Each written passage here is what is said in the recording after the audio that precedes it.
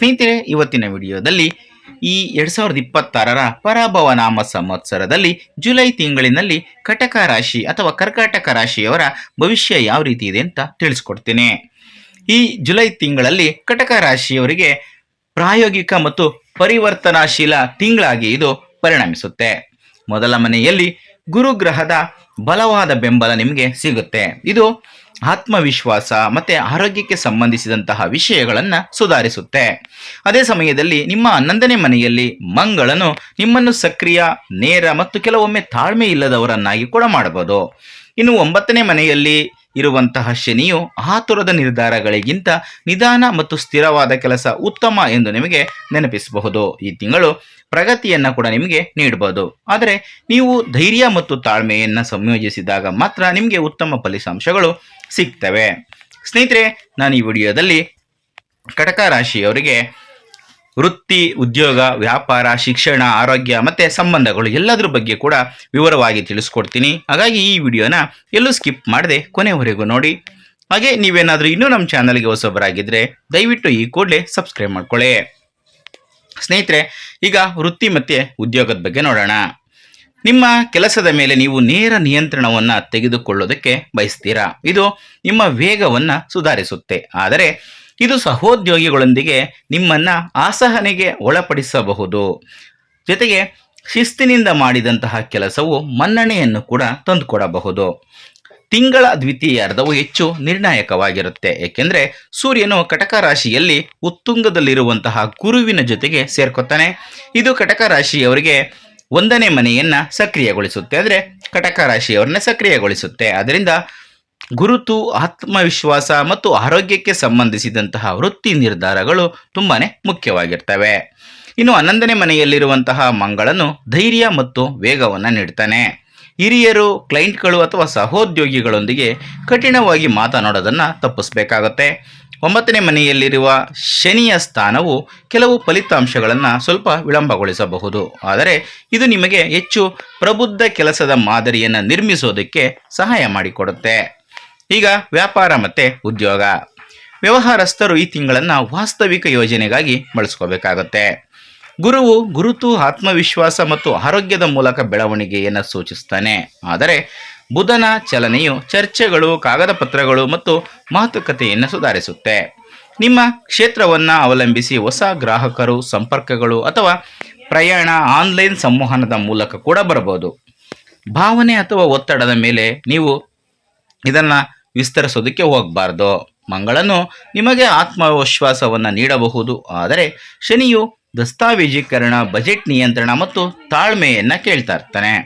ನಿರ್ಧಾರಗಳನ್ನು ಸರಿಯಾಗಿ ಪರಿಶೀಲಿಸಿದಾಗ ರಿಯಲ್ ಎಸ್ಟೇಟ್, ಶಿಕ್ಷಣ, ಸಲಹಾ, ಸಂವಹನ, ತಾಂತ್ರಿಕ ಕೆಲಸ, ವ್ಯಾಪಾರ ಮತ್ತು ಸೇವಾ ಆಧಾರಿತ ಚಟುವಟಿಕೆಗಳು ಪ್ರಗತಿಯನ್ನು ಸಾಧಿಸಬಹುದು. ಈಗ ಹಣಕಾಸು. ಇದು ಲಾಭಗಳು, ಆಯೋಗಗಳು, ಪ್ರೋತ್ಸಾಹಗಳು ಮತ್ತು ನೆಟ್ವರ್ಕ್ ಆಧಾರಿತ ಆದಾಯಕ್ಕೆ ಅನುಕೂಲಕರವಾಗಿರುತ್ತೆ. ಗುರುವು ರಕ್ಷಣೆ ಮತ್ತು ಉತ್ತಮ ತೀರ್ಪನ್ನು ತರ್ತಾನೆ, ವಿಶೇಷವಾಗಿ 1ನೇ ಮನೆಗೆ ಸಂಬಂಧಿಸಿದ ವಿಷಯಗಳಲ್ಲಿ.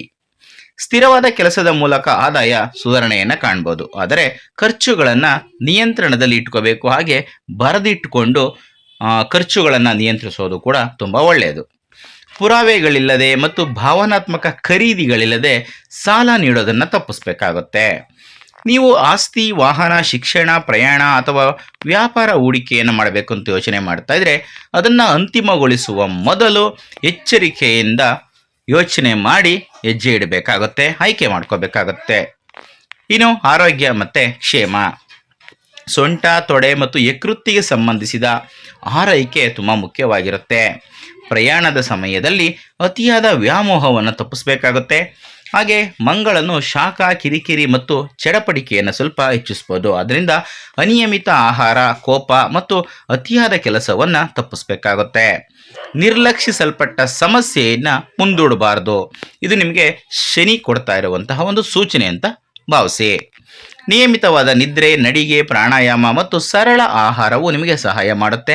ನಿಮಗೆ ಈಗಾಗಲೇ ದೀರ್ಘಕಾಲದ ಆರೋಗ್ಯ ಸಮಸ್ಯೆ ಏನಾದರೂ ಇದ್ದರೆ ತಡ ಮಾಡದೆ ವೈದ್ಯರನ್ನು ಭೇಟಿ ಮಾಡಿ ಸಲಹೆಯನ್ನು ಪಡ್ಕೊಳ್ಳೋದು ತುಂಬ ಒಳ್ಳೆಯದು. ಇನ್ನು ಕುಟುಂಬ ಮತ್ತು ವೈಯಕ್ತಿಕ ಸಂಬಂಧಗಳು. ನಿಮ್ಮ ನೇರ ನುಡಿಯನ್ನು ತಪ್ಪಾಗಿ ಅರ್ಥೈಸಿಕೊಳ್ಳುವ ಸಾಧ್ಯತೆ ಇದೆ. ತಾಳ್ಮೆ ದೇಶೀಯ ಶಾಂತಿಯನ್ನು ಕಾಪಾಡುತ್ತೆ. ತಿಂಗಳ ಆರಂಭದಲ್ಲಿ ಶುಕ್ರನು ರಾಶಿಯನ್ನು ಬದಲಾಯಿಸುವುದರಿಂದ ಭಾವನಾತ್ಮಕ ಉಷ್ಣತೆ ಹೆಚ್ಚಾಗಬಹುದು. ಆದರೆ 2ನೇ ಮನೆಯಲ್ಲಿ ಕೇತು ಇರೋದರಿಂದ ಆದಾಯ, ಮಾತು ಮತ್ತು ಕುಟುಂಬದ ಹಣಕಾಸಿನ ವಿಷಯಗಳಲ್ಲಿ ದೂರ ಅಥವಾ ಗೊಂದಲವನ್ನು ಕೂಡ ಉಂಟು ಮಾಡಬಹುದು. ನೀವು ಮೃದುವಾಗಿ ಮಾತನಾಡಿ ಮತ್ತು ಪ್ರತಿಯೊಂದು ಸಣ್ಣ ವಿಷಯವನ್ನು ಚರ್ಚೆಯಾಗಿ ಪರಿವರ್ತಿಸೋದಕ್ಕೆ ಹೋಗಬೇಡಿ. ನೀವು ಮೊದಲು ಆಲಿಸಿ ನಂತರ ಪ್ರತಿಕ್ರಿಯಿಸಿದಾಗ ನಿಮ್ಮ ವೈವಾಹಿಕ ಮತ್ತು ಕುಟುಂಬ ಜೀವನ ಸಾಮರಸ್ಯದಿಂದ ಕೂಡಿರುತ್ತೆ. ಇನ್ನು ಶಿಕ್ಷಣ ಮತ್ತು ವಿದ್ಯಾರ್ಥಿಗಳ ಬಗ್ಗೆ ನೋಡೋಣ. ದಿನಚರಿ ಸ್ಥಿರವಾಗಿದ್ದಾಗ ಸ್ಮರಣಶಕ್ತಿ ಮತ್ತು ಮಾತು ಸುಧಾರಣೆಯನ್ನು ಕಾಣುತ್ತೆ.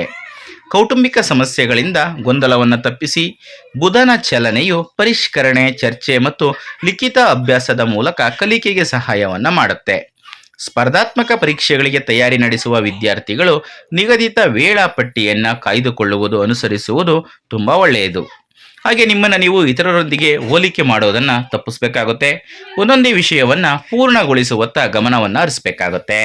ಜೊತೆಗೆ ಶಿಕ್ಷಕರು, ಹಿರಿಯರು ಅಥವಾ ನಿಮಗೆ ಮಾರ್ಗದರ್ಶಕರಿಂದ ಸಿಗುವಂತಹ ಮಾರ್ಗದರ್ಶನವನ್ನು ನೀವು ಉಪಯೋಗ ಮಾಡ್ಕೋಬೇಕಾಗುತ್ತೆ. ಸ್ನೇಹಿತರೆ, ಈಗ ಕೆಲವೊಂದಷ್ಟು ಪರಿಹಾರ ಕ್ರಮಗಳನ್ನು ತಿಳಿಸ್ಕೊಡ್ತೀನಿ. ಈ ತಿಂಗಳು ಒತ್ತಡವನ್ನು ಕಡಿಮೆ ಮಾಡಲು ಮತ್ತು ಗುರು, ಶನಿ ಮತ್ತು ಇತರ ಗ್ರಹಗಳ ಅನುಕೂಲಕರ ಫಲಿತಾಂಶಗಳನ್ನು ನೀವು ಪಡ್ಕೋಬೇಕು ಅಂದರೆ, ಬಲಪಡಿಸ್ಕೋಬೇಕು ಅಂದರೆ ಈ ಒಂದು ಸರಳ ಪರಿಹಾರಗಳನ್ನು ಅನುಸರಿಸ್ಬೋದು. ಪ್ರತಿ ಗುರುವಾರದಂದು ಗುರುಗಳನ್ನು ಪೂಜಿಸಿ ಮತ್ತು ಗುರುವಿನ ಆಶೀರ್ವಾದಕ್ಕಾಗಿ ಹಳದಿ ಬಣ್ಣದ ವಸ್ತುಗಳನ್ನು, ಹಾಗೆ ಅರಿಶಿಣವನ್ನು ಅಥವಾ ಆಹಾರ ಪದಾರ್ಥಗಳನ್ನು ದಾನ ಮಾಡಿ. 2ನೇದಾಗಿ, ಕೋಪ ಮತ್ತು ಅಸಹನೆಯನ್ನು ನಿಯಂತ್ರಿಸಲು ಪ್ರತಿ ಮಂಗಳವಾರದಂದು ಹನುಮಂತನಿಗೆ ಪ್ರಾರ್ಥನೆಯನ್ನು ಸಲ್ಲಿಸಿ. 3ನೇದಾಗಿ, ಪ್ರತಿ ಶನಿವಾರದಂದು ಶಿಸ್ತುಬದ್ಧವಾಗಿ ನಿದ್ರೆ ಮಾಡಿ ಮತ್ತು ಶನಿ ದೇವರಿಗೆ ಎಳ್ಳೆಣ್ಣೆಯಿಂದ ದೀಪವನ್ನು ಬೆಳಗಿಸಿ. ಇಷ್ಟನ್ನು ಮಾಡೋದರಿಂದ ಖಂಡಿತ ನಿಮಗೆ ಶುಭ ಫಲಗಳ ಪ್ರಾಪ್ತಿಯಾಗುತ್ತೆ. ಸ್ನೇಹಿತರೆ, ಇದಿಷ್ಟು ಇವತ್ತಿನ ವಿಡಿಯೋದಲ್ಲಿನ ಮಾಹಿತಿ. ಮುಂದಿನ ವಿಡಿಯೋದಲ್ಲಿ ಮತ್ತೆ ಸಿಗ್ತೀನಿ. ಎಲ್ರಿಗೂ ಕೂಡ ಒಳ್ಳೆಯದಾಗಲಿ. ಧನ್ಯವಾದಗಳು.